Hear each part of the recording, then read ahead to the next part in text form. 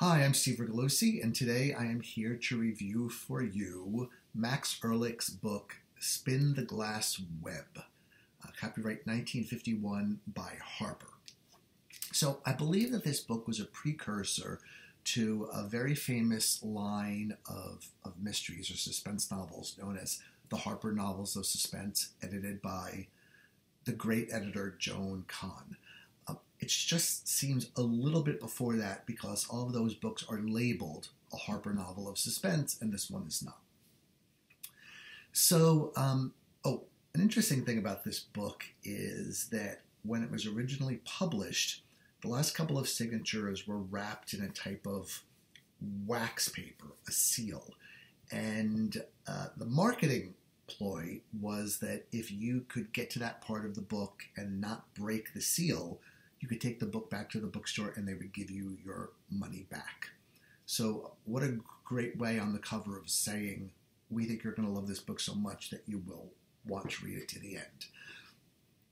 So a little bit of background on Max Ehrlich. You may know him. He's probably most famous for The Reincarnation of Peter Proud, which will knock your socks off. It's a great book. It's a great supernatural book.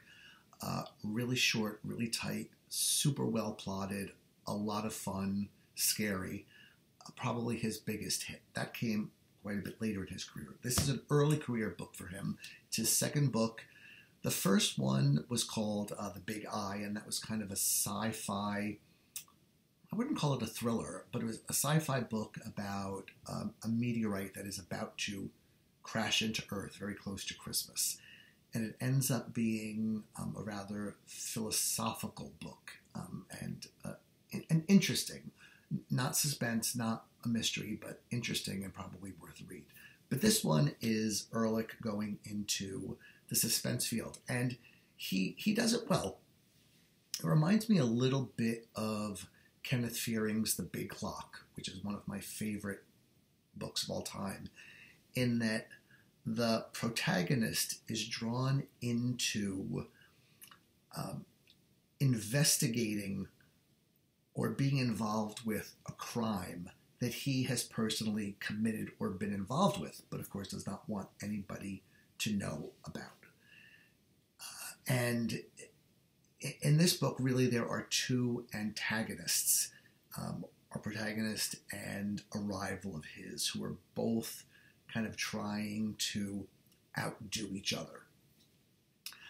It is suspenseful and it's enjoyable. I liked it. I definitely would recommend it. I would say Ehrlich is learning his craft here, and so even though it's well plotted, you can kind of see the outline that he's using, you know, how the clues are being planted and how the climax is being set up.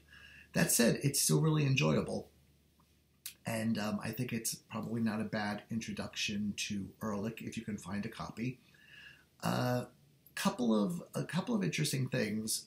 One is that I think today this book would be considered faddist, in that the antagonist is a very obese man who is portrayed very negatively, partly because of that, and partly because he's a bad person. But I'm not so sure that type of portrayal would go down nowadays. The other thing is that the relationships between men and women here, I think, might give some modern readers pause.